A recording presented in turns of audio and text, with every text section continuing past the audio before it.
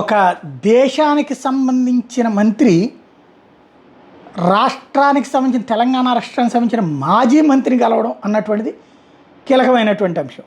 శ్రీలంక వాణిజ్య పర్యావరణ శాఖ మంత్రి సదాశివన్ వియలందేరన్ కేటీఆర్ని మర్యాదపూర్వకంగా భేటీ అయ్యారు. కేటీఆర్తో 2014 భారతదేశంలో కొత్తగా ఏర్పడిన తెలంగాణ రాష్ట్రం కేవలం 10 ఏళ్ల కాలంలోనే అద్భుతం సాధించిందని ప్రశంసించారు.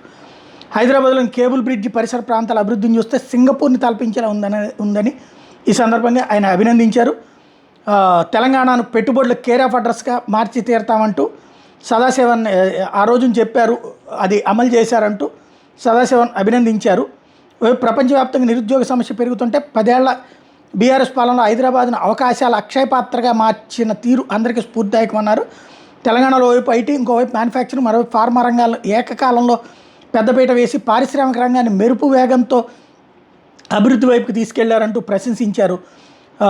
హైదరాబాద్ వంటి నగరాలే ఏ దేశానికైనా ఆర్థిక ఇంజన్లని, వీటిని కంటికి రెప్పలా కాపాడుకోవాల్సిన బాధ్యత ఆయా ప్రభుత్వాల మీద ఉంటుందన్నారు.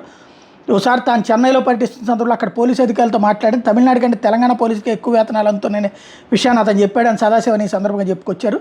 ఇది ఓ రకంగా తెలంగాణ నాయకులకి బూస్ట్ ఇచ్చిందని చెప్పాలి.